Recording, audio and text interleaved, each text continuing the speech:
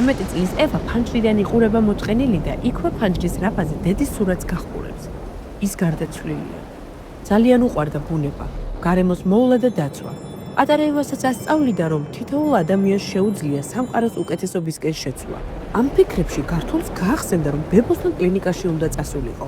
აიღო ზურგჩანთა, მობილურიც თან წაიღო, რომ მამასთან ჰქონოდა კომუნიკაცია, ვინაიდან მამა ყოველთვის გელოდა, თუ კი ევასთან კავშირს ვერ ამყარებდა. ჩაიცვა საწვიმარი, ბოტები და გარეთ გავიდა. ძალიან ჩქარობდა შექმნილ ქაოსში, თან წვიმდა. შეშფოთებული იყო ყველაფრის შემხედვარე, თან ნანი ბებოსთან ეჩქარებოდა. უშნოდ გაჩერებული მანქანები ტროტუარს ბლოკავს. იქვე შუახნის მამაკაცი საღეჯ რეზინს ღეჭავს და არასწორი პარკირება არც კი ანაღლებს. ევა შეჩერდება მუნიციპალურ ტრანსპორტთან რომ ავიდეს, მაგრამ შენიშნავს ეწლის მოსიარულე თანატოლს, ლიზას, რომელსაც ტროტუარზე გაჩერებული მანქანების გვერდისავლა არ გამოუდის. ევა გაოგნებულია, მისი სუნთქვა ჩერდება. ეს უსამართლობაა, თუმცა არ დაიბნება, ძალას მოიკრებს, მივარდება და ლიზას ეწელს დაეჯაჯგურება. ევა ბედნიერია. გაახსენდება დედა შეგონება. შენ, ერთსაც შეგიძლია სამყაროს შეცვლა. ავტობუსის ფანჯრიდან ევა ხედავს, თუ როგორ არის სანიაღვრე არხი გაჭედილი ნაგვით. სწორედ ამიტომ არის ქალაქში ასეთი საშინელი გუბეები. ევა აღარ ფიქრობს კლინიკაზე. ის უახლოეს გაჩერებაზე ჩამოდის.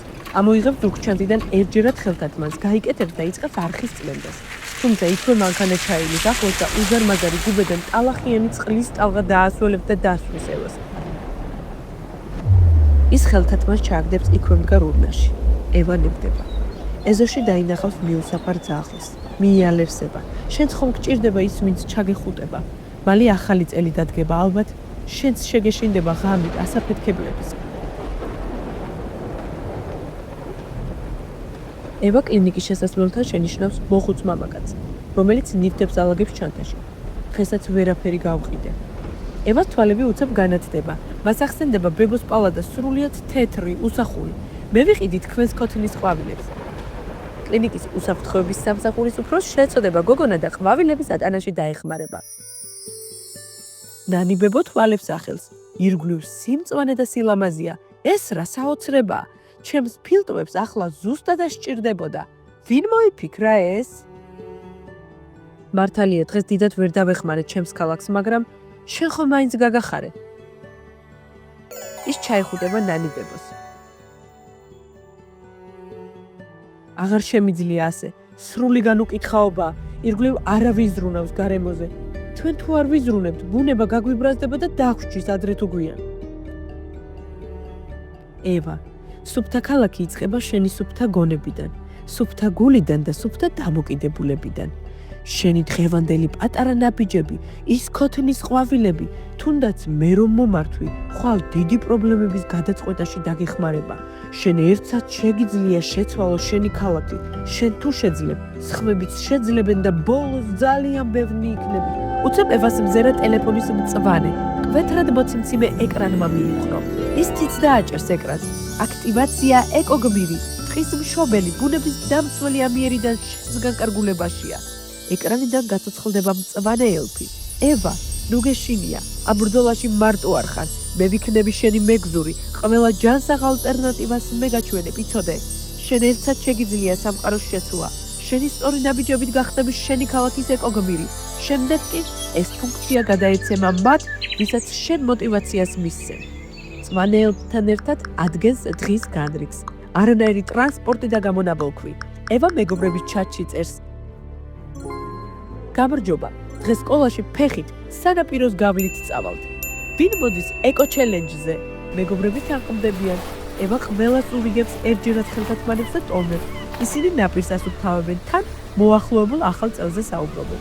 მალე ახალი წელი დადგება.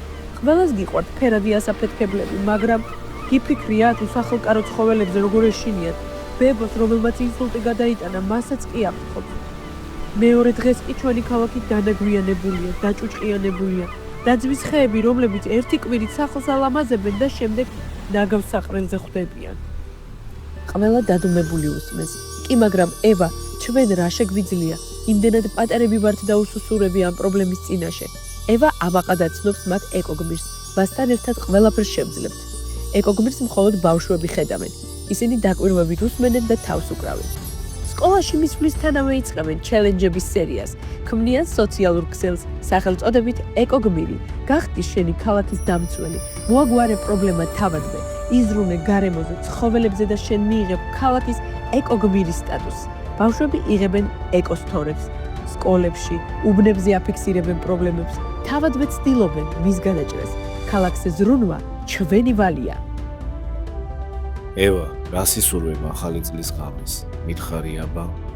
მამა, ეკოლაზერ შოუს მოწყობა მინდა ახალი წლის ღამეს ჩვენს უბანში. მინდა პიროტექნიკის აფეთქების ხმა ჩავანაცვლოთ უსაფრთხო და ეკოლოგიური ლაზერ შოუში. ამ დროს ევას ტელეფონი განაცდება. ეკოელფის დახმარებით მობილური და ხმა გაისმის. ლაზერ შოუ. ეკოგმირი აჩვენებს ბუმბულს უსაფრთხო ლაზერული პროექტორის შესაძლებლობით.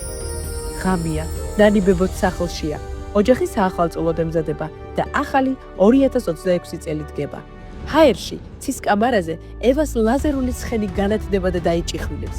ბედნიერი ბავშვები და მშობლები, მიუსაფარი ცხოველები მშვიდად არიან, ნანი ბებოც მშვიდადაა. არც კვამლის სუნია და არც დანაგვიანებული უბანი. მამა თვალებში უყურებს ევას. შენ ხარ ჩემი ეკოგმირი, სიცოცხლის და მოტივაციის მომცემი. ევა ჩატში აგდებს მორიგ გამოწვევას. რამდენი ხართ მზად ეკო ჩელენჯისთვის? მოდით ჩვენი ქალაქი ახალი წლის ნარჩენებისგან თავად გავასუფთავოთ. მაშინვე მოდის შეტყობინებები. მე ჯამში 20-მდე მოზარდი გაეშურება ევას დასახმარებლად.